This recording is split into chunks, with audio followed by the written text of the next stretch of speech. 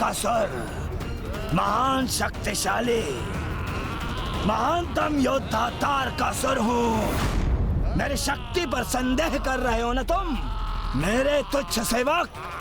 देखो, कोई पराजित नहीं कर सकता मुझे। अब पराजय हूँ मैं। तुम भयंकर हो, किंतु मैं तुमसे भी भयंकर हूँ।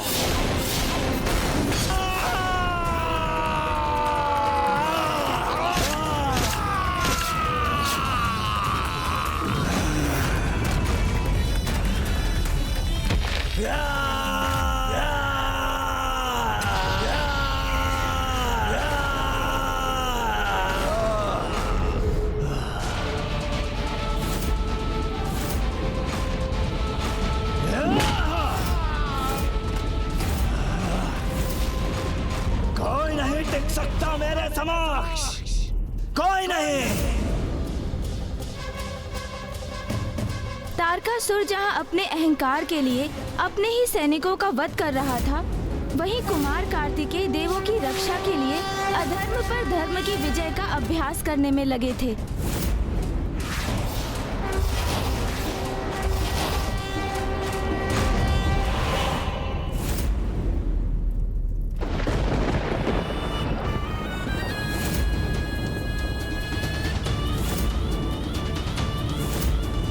अरे ये क्या?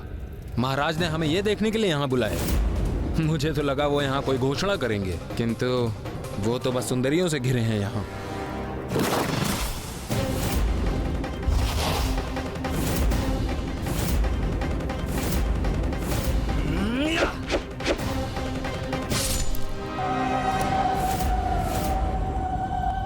है कोई यहाँ जिसके मन में मुझे लेकर कोई संदेह है? किसी को कुछ कहना है मुझे लेकर? कोई चर्चा करनी है? यही हूं मैं तुम्हारे समक्ष। असुर महाराज तारकासुर की जय! महाराज तारकासुर की जय! महाराज तारकासुर की। अपने इन सैनिकों की आस्था तो पुनः प्राप्त कर ली मैंने, और मेरे सेनापति भी सम्मान की दृष्टि से देखेंगे मुझे। अब मुझे आवश्यकता है एक ऐसे उपाय की जो कुमार कार्तिकेय के लिए भटकाव उत्पन्न करे, जिससे मुझे प्रत्यक्ष युद्ध ना करना पड़े उससे, और मैं छल से उसका वध कर सकूं। महाराज तारकासुर की जय! महाराज तारकासुर की जय! महाराज तारकासुर की। वो भटकाव कौन बनेगा? महाराज तारकासुर की जय! ये ज्ञात हो गया है मुझे।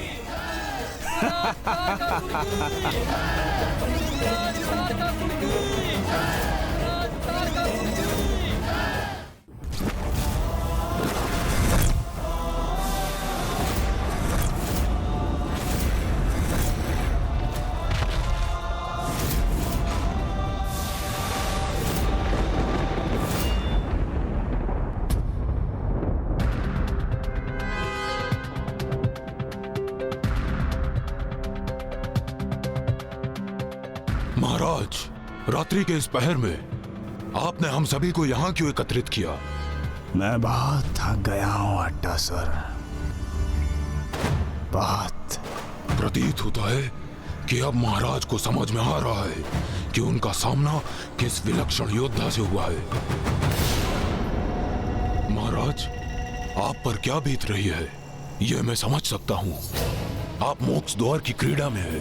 आपको कुमार कार्तिकेय की अद्भुत शक्ति का परिचय जो प्राप्त हुआ है, आपने उन्हें अपने मायाजाल को भंग करते हुए जो देखा,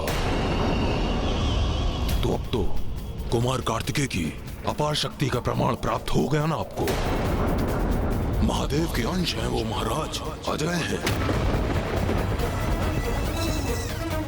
मैं तो सदा से आपका हितैषी रहा हूं महाराज, इसलिए मेरी मानिए, आप उनसे सुलह स्थापित कर लीजिए, अन्यथा आपका हट आपके साथ साथ समस्त असुरों के लिए अत्यंत भयंकर होगा महाराज। उचित कह रहे हैं महाराज। हाँ, यही उचित होगा, सुलह करना ही उचित होगा महाराज। किंतु असर उचित करते ही तो नहीं है अट्टासुर, अभी तो उस कुमार का सामना मेरे अन्य छुपे वारों से होना शेष है।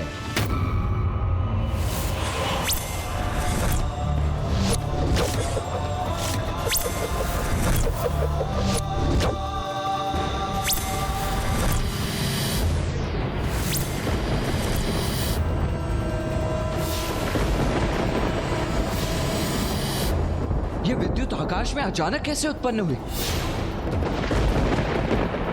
और ये इस विशाल पक्षी पर आरूढ़ कौन है?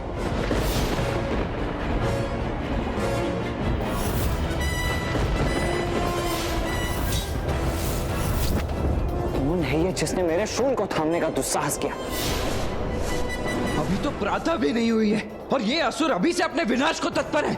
माँ के दिए इस अस्त्र को अपने अपवित्र हाथों से छूकर उन्होंने अभी से युद्ध की घोषणा कर दी है। अब तो युद्ध होगा, भीषण युद्ध।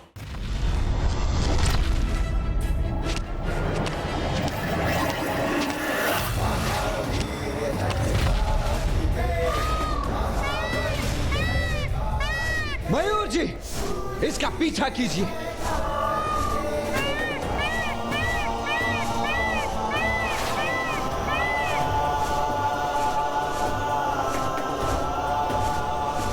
रुको!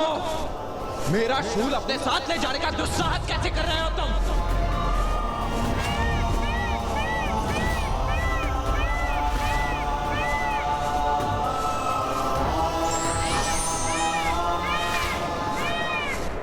रुक जाओ, अन्यथा मैं आक्रमण करूंगा।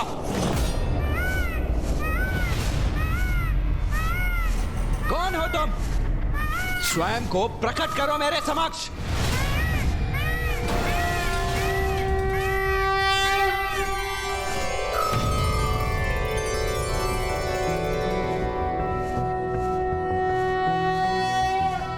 शान्ताकारं भुजगशयनं पद्मनाभं सुरेशं विश्वाकारं मामा जी, श्री हरिनारायण, आप यहाँ? वर्णं शुभांगं लक्ष्मीकान्तं कमलनयनं। पुत्र कार्तिकेय, तुमने देखा कितनी सरलता से भटकाव उत्पन्न कर मैंने तुम्हें उलझा दिया। पुत्र, मैं तुम्हें सावधान करने आया हूं।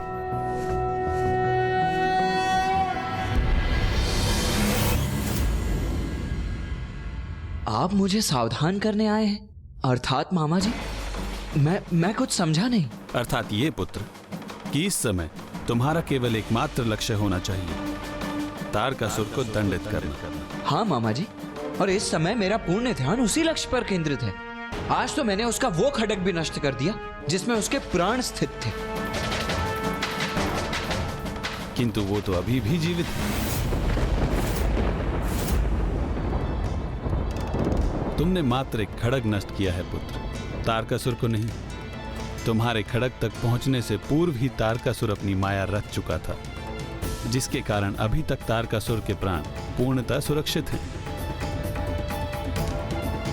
अब वो कोई भी माया रच ले मामा जी, वो अपने कर्मों के फल से नहीं बच सकता। और कल युद्ध भूमि में धर्मानुसार उसका अंत करूंगा मामा जी। उचित है, किंतु स्मरण रखना, युद्ध भूमि में युद्ध के नियमों का पालन करने के लिए केवल तुम प्रतिबद्ध हो। इसका अर्थ ये नहीं कि तारकासुर भी युद्ध में युद्ध के नियमों का पालन करेगा।